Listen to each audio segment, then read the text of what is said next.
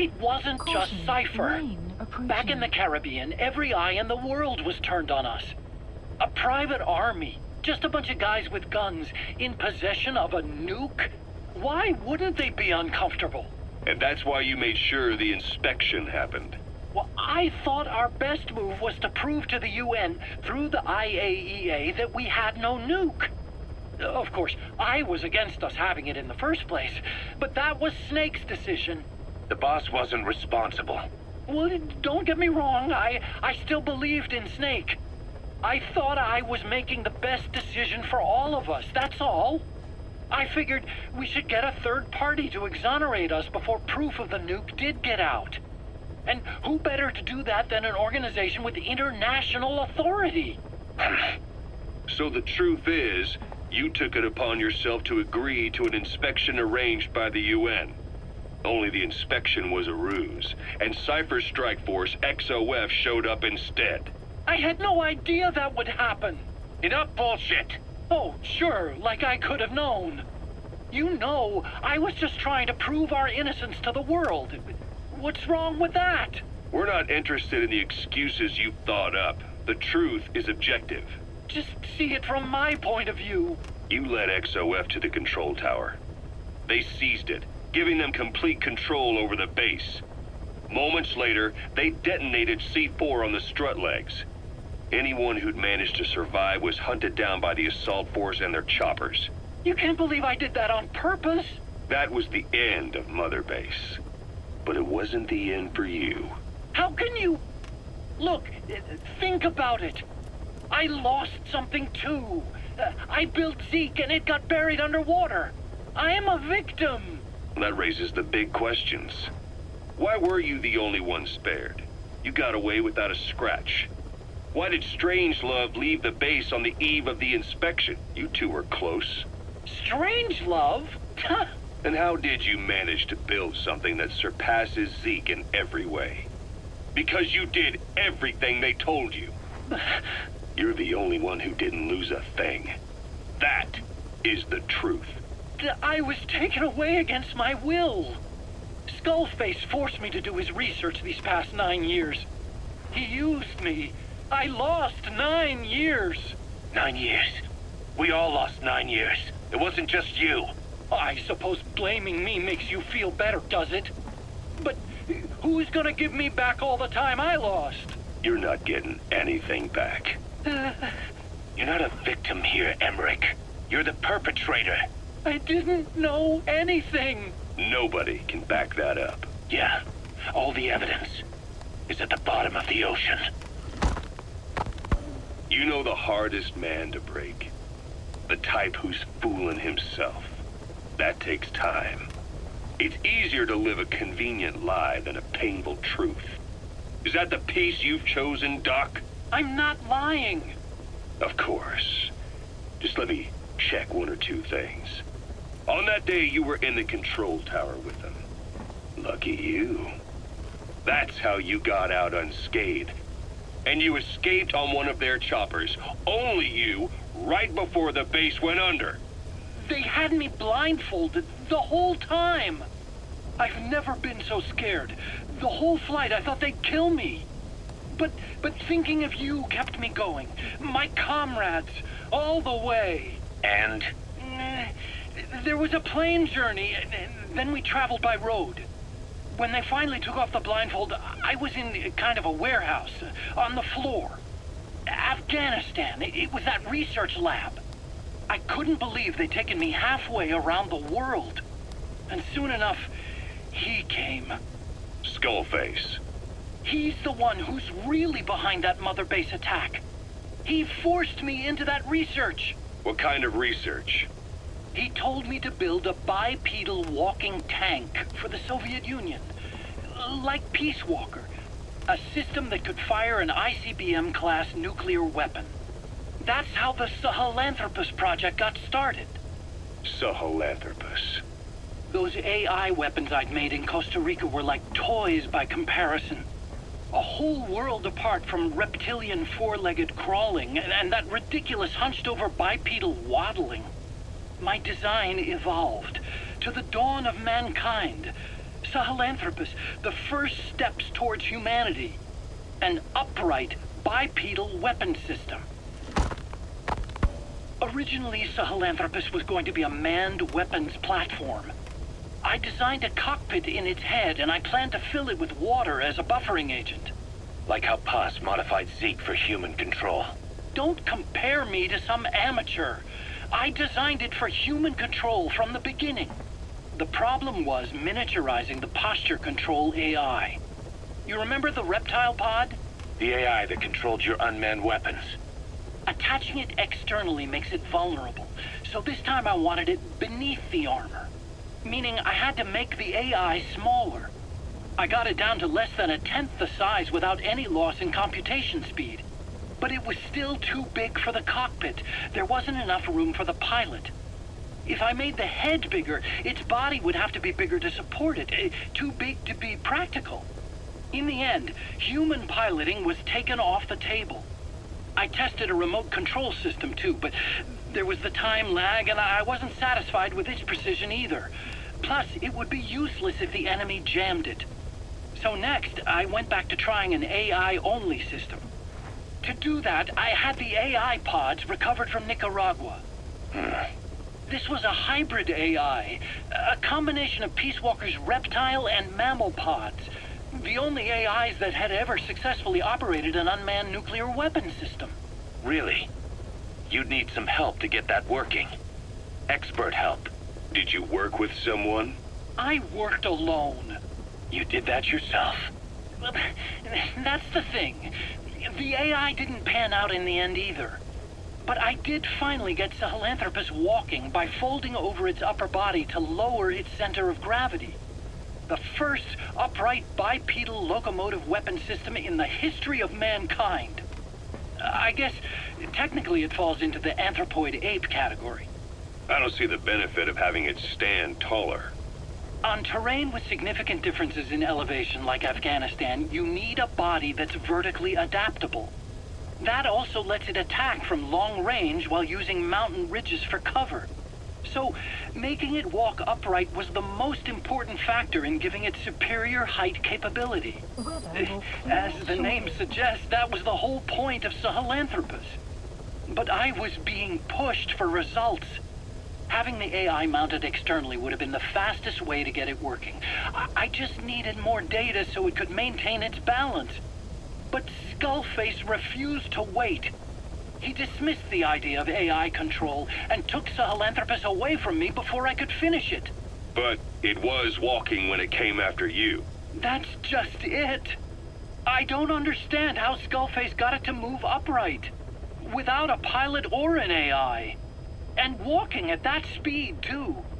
It's beyond anything I could have imagined. This is like the Wright brothers making it to the moon. I'm just as clueless as you are. So this Sahelanthropus, where is it now? I have no idea. All my experiments took place at that cave. I've never seen it anywhere else.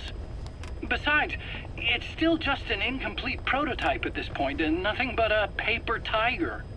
Even if it can walk, it's far from being a viable weapons platform. It wouldn't be useful in actual battle. Emmerich will remain here at Mother Base for now, but not as a member of Diamond Dogs. I still don't trust him. That work for you? Fine by me. He can't be allowed any contact with staff either. Yeah. A lot of the guys would love some payback for 9 years ago. We still need him alive. But we have to restrict his movements.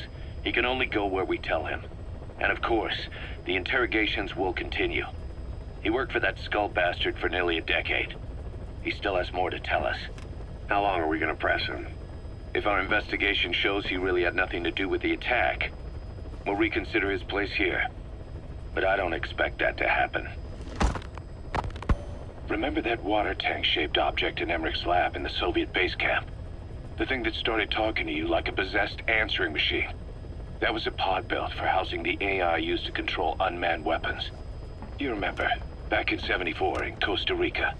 It was in those machines you fought there. They were designated Pupa, Chrysalis, Cocoon, and Basilisk, and each of them was fitted with an AI unit called a reptile pod. Emmerich created it. It mainly handled the machine's posture control and autonomous behavior. But the Basilisk, aka Peace Walker, also featured a second AI pod. That one was called the Mammal Pod, and it was created by Dr. Strangelove. She tried to recreate the boss's personality through the Mammal Pod, but you pulled out its memory boards. That's when it transferred its own functions to its reptile pod. Just like a human brain compensating for damage by using the remaining healthy parts.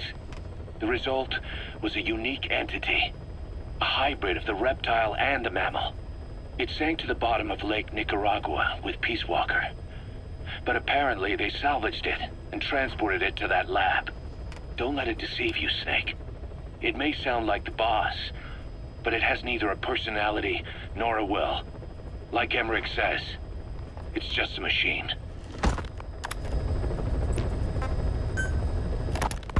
You called that thing Sahelanthropus. Where does the name come from? Well, several years ago, an excavation team discovered a hominid skull in the Sahel region. Central Africa, the Southern Sahara. Cypher gave the specimen the name Sahelanthropus, Man of Sahel. And then they covered the whole thing up. Why? They probably wanted to monopolize information about human evolution to have a head start in their genetic research. At least, until they had an idea of what they'd found. It was that big of a discovery, huh? Sahelanthropus was a gracile hominid, estimated to have lived about 7 million years ago. What's significant about it is how its skull's foramen magnum faces down. In other words, its spinal column supported its head from underneath. It stood upright. Right. Which would mean Sahelanthropus walked upright 3 million years before Australopithecus, making it the world's oldest human species. Walking upright. I get it. Hence the name Sahelanthropus for your machine. Walking upright was the decisive difference between our ancestors and other anthropoids. Our brains could get heavier once they were supported by the spinal column. That led to the use of tools and the development of complex communication through language. Only man is capable of this. My creation will be the progenitor of all bipedal weapon platforms. And you did this for Cypher? No, not at all. Sahelanthropus is the best proof that I never betrayed you guys. What do you mean? The reconstructed Sahelanthropus skull looked exactly like the skull we used as our logo 9 years ago in the Caribbean. An army without a nation. Outside the world order. The design was based on Pangaea, the supercontinent that existed 250 million years ago, right? Yeah. When the world was a single landmass. That concept's at the source of our strength. I felt the same way about Sahelanthropus. Sure, I was forced to build it under their orders, but I always wanted to put its technology back in our hands someday. That's the reason I incorporated the old insignia into Sahelanthropus's name. Don't you see? That's how much I was thinking about you guys. Oh, I see, all right. I see someone desperate to cover his ass. You can say whatever you want after the fact. But that skull also symbolizes somebody else. Skullface. Snake, you finally came. Just don't record this, okay? Not recording anything. What's this about? What I'm about to say stays between you and me. It's about the weapon to surpass Metal Gear. Do you know a researcher by the name of Clark? He works in the biotech industry, real advanced stuff. His area is bioengineering, but lately he's also gotten into genetic research. Never heard of him. Well then, what do you know about cloning? I think I've heard enough. Hold on, this is important. Cloning lets you create a genetic copy of an organism. You take the nucleus of one of its cells, and you swap it with the nucleus of an unfertilized egg from another member of the same species. They started out working with plants, but since then they've had success with other organisms, including mammals. It's a hot area for a lot of places right now. Corporations, universities, research groups. There's no shortage of scientists out to get famous and patent their work, with morality taking a back seat. Isn't that a little outside your field? It's got nothing to do with my research. But I thought it might be of interest to you. Cloning, and Dr. Clark, I mean. Go on. Now, this is really highly classified stuff. But I've heard that an American biotech company has successfully cloned a human being. What's more, it happened over 10 years ago. And the researcher behind it was Dr. Clark. You've really never heard of him? I don't meet many doctors. This Dr. Clark is a complete ghost, even to others in his field. His age, where he comes from, that might not be his real name. And I can't even say for sure he's a he. Clark's employer, ATGC, its company motto is embracing your hopes, preserving talent. What does this have to do with me? Cypher. Dr. Clark works for ATGC, and they have connections to DARPA. Cypher couldn't function without the communications network DARPA's built. Meaning, Cypher has to be a part of the Pentagon. Or at least, the two are joined at the hip. DARPA is a driving force behind human cloning. It's a pretty high priority project for them. And this Dr. Clark, some say he's a pivotal player in Cypher. But that's not all. Every cell nucleus in an organism contains the genetic information for that organism. Think of it as a blueprint for life. Clark appears to be working on how to decode this information and rearrange it at will.